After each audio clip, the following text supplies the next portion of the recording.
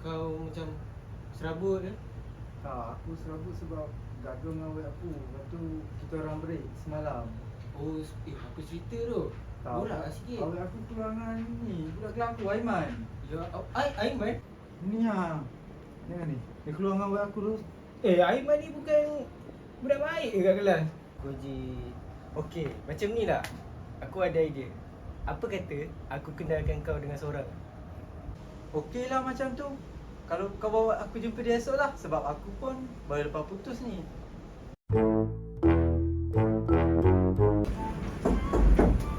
Assalamualaikum. Sila. Okey.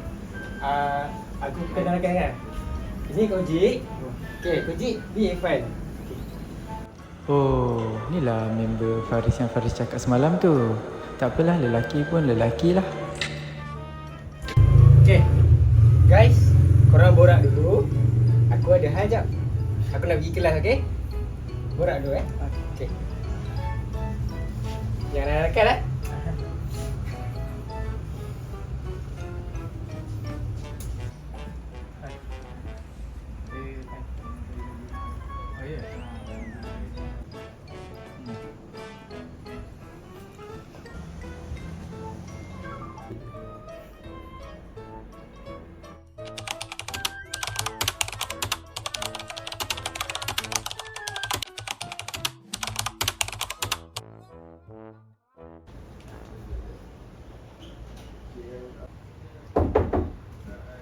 Assalamualaikum, ada nak beli maggi?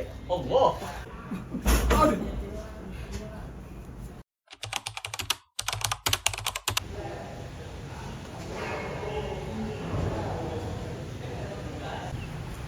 Ustaz, nak beli maggi? Ustaz, nak beli maggi? Tak ada jual? RM2. Berapa? RM2. Ustaz, saya ada RM3 ni. Ambillah RM1 lagi sedekah. Masih tak? Mana ni? Masih tak? Ustaz, saya ada satu benda nak cakap. Apa dia? Tadi kat bilik 301 saya nampak ada dua orang budak ni. Mereka macam lain macam sikit dah Ustaz. Macam mana dia macam? Ustaz kena tengok sendiri je. Saya berkejut ni, saya berlari keluar tu ya. Ada kes ni? Macam ada kes Ustaz dia check. Masih tak? Okay, terima kasih Pak Ido. Okay, Panggil Maggi. Tak boleh ni, aku kena call ni. Hello, Assalamualaikum. Hello Ustaz. Ini. Ada kes ni. Apa? Ada kes? Mari turun kejap. Cepat sikit tau. Okey, nanti saya turun dengan Nazik. Sekarang. Assalamualaikum. Okey. Waalaikumsalam.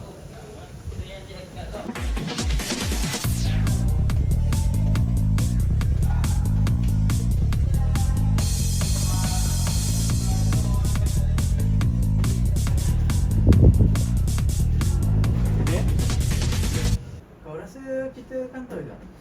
Wah, aku rasa orang yang jual Maggi tadi tu kan, dia report kita tu.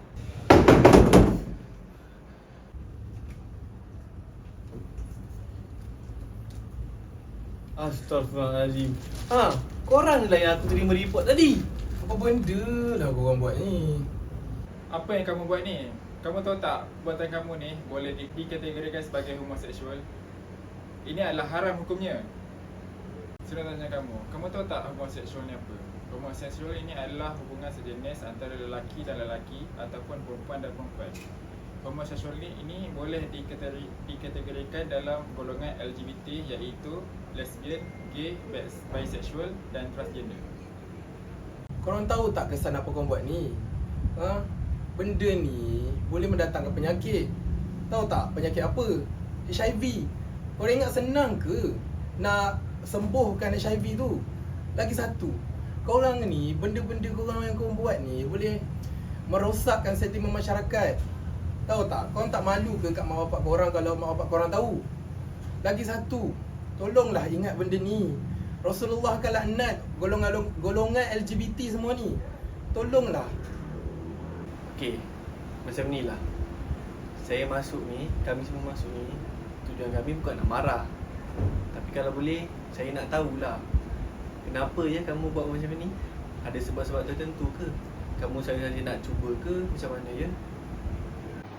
Okey, LGBT. Golongan ini bagaikan satu wabak yang akan menjadi kanser dan menjadi satu penyakit parah di dalam masyarakat dengan ancaman dahsyat yang membawa kesan negatif serta boleh merosakkan fabrik sosial. Jadi, terdapat kesan-kesan LGBT dalam kalangan rakyat dan masyarakat. Yang pertama adalah ancaman terhadap keamanan dan keharmonian beragama kesan. Jadi, keamanan dan keharmonian agama juga akan tercemar apabila golongan LGBT ini melanggar segala yang diperintahkan oleh saranan agama. Sebagai contohnya, manusia tidak boleh menukar jantina mereka yang tersendiri. Akan tetapi, golongan LGBT ini yang menukar jantina mereka untuk mengubah penampilannya.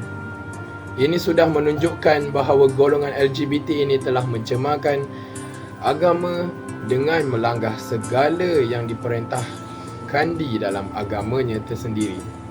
Jadi itu adalah kesan untuk yang pertama. Kita akan terus ke kesan yang kedua adalah menyumbang masalah dari aspek kesihatan.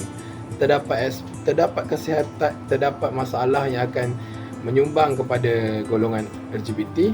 Sebagai contoh, Kementerian Kesihatan Malaysia telah menunjukkan bahawa 50% daripada kes baru HIV yang direkodkan pada tahun 2018 adalah berpunca daripada aktiviti homoseksual dan juga bisexual. Kadar kes ini meningkat dalam kalangan golongan LGBT.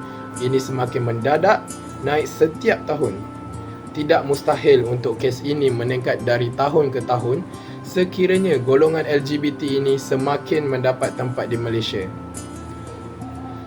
Masalah kesihatan seperti HIV ini berlaku dalam golongan LGBT adalah kerana gaya hidup songsang dan juga tabiat seksual di luar takbir yang semakin berleluasa di Malaysia, iaitu di negara kita.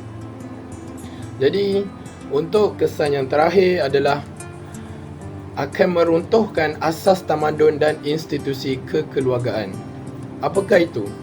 Pemikiran golongan LGBT ini boleh meruntuhkan asas tamadun dan budaya negara kerana LGBT dapat mengancam sistem kekeluargaan melalui fitrah kejadian manusia. Terdapat juga golongan LGBT yang mendirikan rumah tangga tanpa perkahwinan yang sah dan menghasilkan anak melalui cara yang salah. Oleh hal yang demikian, anak yang dilahirkan kemungkinan mempunyai 2 orang ibu ataupun 2 orang ayah. Hal ini akan menyebabkan keturunan keluarga bercampur aduk dan akan meruntuhkan institusi kekeluargaan di Malaysia dalam golongan LGBT. Masalah LGBT di Malaysia adalah isu yang kompleks dan sensitif kerana masyarakat Malaysia memiliki nilai-nilai dan keyakinan yang berbeza. Untuk mengatasi masalah ini, penting untuk kita mengambil pendekatan yang inklusif dan mengedepankan hak asasi manusia. Berikut ialah 3 saranan umum yang dapat dipertimbangkan. Yang pertama adalah pendidikan dan kesedaran. Mengedukasi masyarakat tentang isu LGBT dapat membantu mengurangi stereotip dan prasangka. Pendidikan seks yang inklusif dan pemahaman yang lebih baik tentang keagamaan seksual dapat membantu mengubah sikap dan persepsi masyarakat. Yang kedua adalah hak asasi manusia. Menegakkan dan memperkuatkan hak asasi manusia untuk semua warga negara Malaysia tanpa memandang orientasi seksual atau identiti gender. Ini termasuk melibatkan lembaga-lembaga hak asasi manusia untuk memastikan perlindungan hak-hak LGBT. Yang ketiga dan juga terakhir, dialog dan diskusi terbuka, iaitu mendorong dialog terbuka dan sihat antara pemimpin, kelompok agama, masyarakat dan komuniti itu sendiri, iaitu LGBT. Dialog ini dapat membantu mengurangkan salah faham dan dapat membangunkan kepercayaan antara pelbagai kelompok